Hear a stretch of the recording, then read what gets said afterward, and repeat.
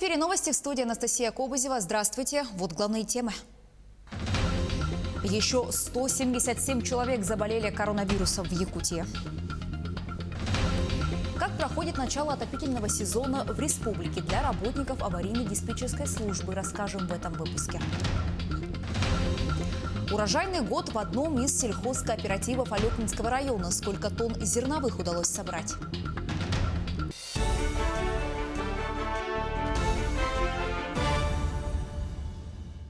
177 новых случаев коронавирусной инфекции выявили в Якутии за минувшие сутки. Это данные регионального оперштаба. Больше всего заболевших, как и прежде, в столице региона – 125 новых случаев. В Нюрбинском районе 8, в Алданском и Нюрнгринском районах по 6, в Мегино-Кангаласском районе 5. Отдельные случаи коронавируса обнаружили практически в каждом районе республики. 2 человека скончались от COVID-19.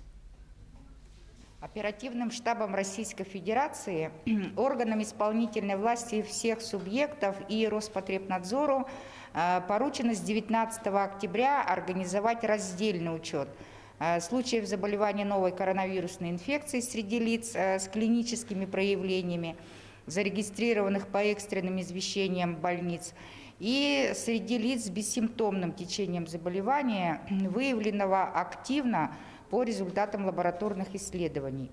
В связи с этим с понедельника, с 19 октября в Якутии к 133 заболевшим в учет включены еще 24 носителя, и в итоге в официальную статистику по Якутии вошло 157 человек.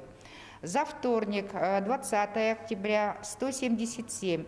Из них 138 заболевших и 39 человек с бессимптомным течением заболевания, которые были выявлены в результате спланированных, целенаправленно проведенных лабораторных анализов здоровых людей, ну, к примеру, вот среди контактных.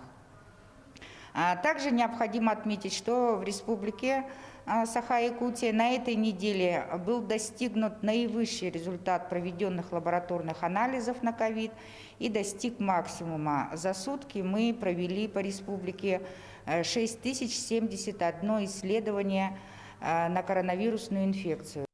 Оперативные штабы республиканские и муниципальные отрабатывают как с точки зрения соблюдения гражданами санитарно-эпидемиологических норм. Медицинские организации совместно с санитарными врачами осуществляют деятельность, направленную на выявление и непосредственно лечение тех заболевших, которые у нас оказались в зоне влияния коронавирусной инфекции.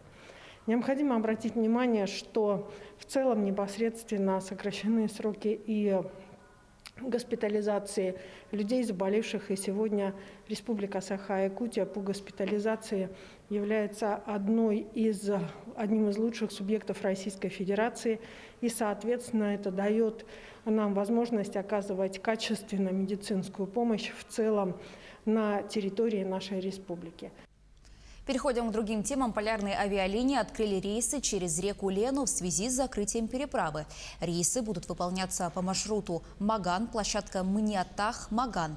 Рабочая комиссия осмотрела посадочную площадку. Она соответствует всем федеральным авиационным правилам и готова для приема вертолетов Ми-8 и его модификаций. С началом отопительного сезона работники аварийно-диспетчерской службы не сидят без дела. Количество звонков значительно возрастает в это время. О том, как организована работа в период пандемии, расскажет Полина Долинская. В управление газораспределительных сетей Сахатранснефтегаза входят все газопроводы города. Главная задача – обеспечить бесперебойную поставку газа потребителям.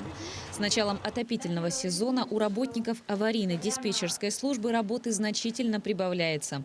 Чаще всего граждане обращаются по вопросам неисправности газового оборудования и обнаружения запаха газа.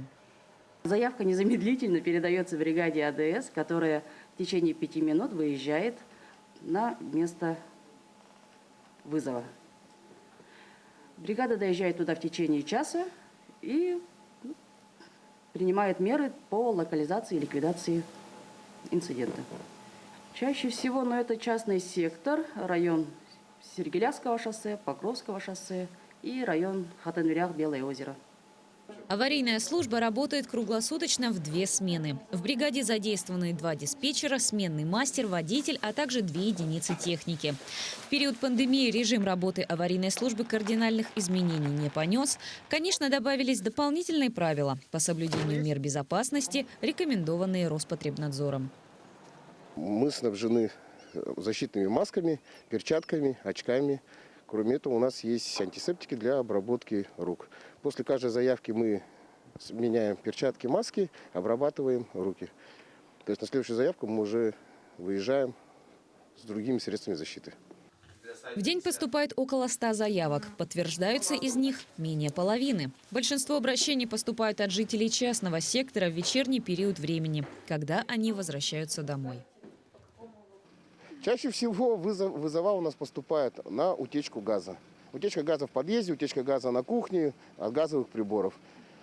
Чаще всего утечки газа происходят у нас либо халатное отношение людей самих к газовому оборудованию, либо износ оборудования. То есть у нас СТГО, служба технического газового оборудования, периодически ходит, проверяет это газовое оборудование на герметичность, делают техобслуживание. Но не все люди пускают в дома, а игнорируют это, что приводит к утечкам газа. Не нужно производить самостоятельные какие-то ремонтные работы с газовым оборудованием. Для этого есть специализированные службы, куда можно всегда обратиться, подъедут, все это сделают. Несмотря на то, что в ведение Сахатранснефтегаза входят все газопроводы города, иногда поставку газа в саму квартиру обеспечивают частные организации. Об этом стоит помнить. Также в случае обнаружения запаха газа либо неисправности оборудования следует обращаться по номерам телефона 04 или 112. Полина Долинская, Григорий Охлопков, Якутск. Около 20 социальных объектов планируют ввести в Якутии до конца этого года в рамках нацпроекта «Образование и демография». Это школы, детские сады, спортивные учреждения и объекты здравоохранения. Особое внимание уделено строительству 3-этажного детского сада в селе Сунтар. Исполняющий обязанности председателя правительства региона Андрей Тарасенко поручил профильному министерству совместно с администрацией района привлечь дополнительную рабочую силу для его сдачи до конца этого года. Неплохой урожай зерновых в этом году собрал сельхозкооператив «Поиск» в Алекминском районе. В среднем 24 центнера с гектара. Подробности у Елены Фаст.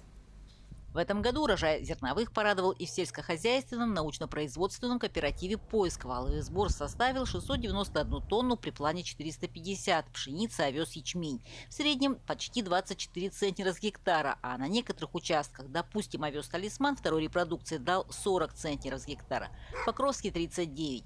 Лето действительно засушливое, но нам удалось все сделать вовремя, делится Алексей Петрович. Вовремя мы успели закрыть весеннюю влагу. Так скажем, своевременно произвели посев хорошими высокоурожайными сортами. Очень хорошее было, попали мы под первые дожди, что дало очень хорошую схожесть и кущение. И достаточно можно сказать, что очень хорошая осень нынче была. Фактически без дождей, и поэтому по сухому мы все смогли собрать. Поэтому просто много факторов наложилось. Основные потребители, на которых ориентируется «Поиск», это кладовая Алекма, крупные крестьянские хозяйства. Посетовал Алексей Петрович и на проблему. Хотел оформить кредит, обратился в Сбербанк. Отказали. Оказывается, отраслью ошибся. Не отказали. Сказали, что вы отрасль неподходящая под кредитование. Поэтому, в принципе, даже о кредитах мы и не думаем. В целом этим годом доволен. Хотел бы и мог расширить посевные, но хранить негде. Самому новый склад, а он обойдется от 40 миллионов, не осилить. Елена Фаст, Максим Копылов, Алекминск. Проект экологического фонда «Зеленый пояс Вилюя» получил грант президента России. В Вилюйске в местности Хамустах еще в прошлом году открыли дендропарк. Сегодня фонд презентовал экотропу. Здесь в будущем посадят редкие деревья и краснокнижные растения. Таким образом, экологический парк будет наглядным пособием для изучения экологии. Виртуальные тренировки и реальные победы. Алданские каратисты оттачивают мастерство в режиме онлайн. На соревнованиях же ребята по-прежнему завоевывают немало количества медалей. Интернет-тренировки исключают некоторые традиционные моменты, однако открывают иные возможности. Подробнее о плюсах и минусах дистанционки в спорте расскажет Татьяна Вахнина.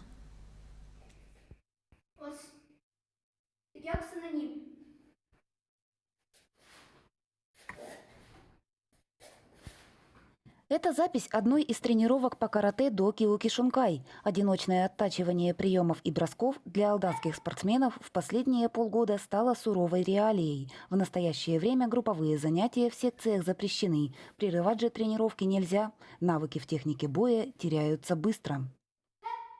В период карантина наши занятия проходили онлайн в программе Zoom.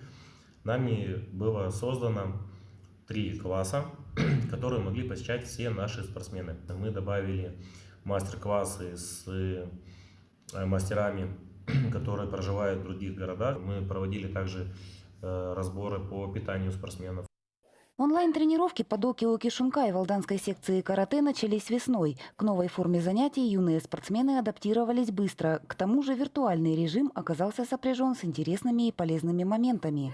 Это рациональное зерно будет использовано в дальнейшей практике тренировок.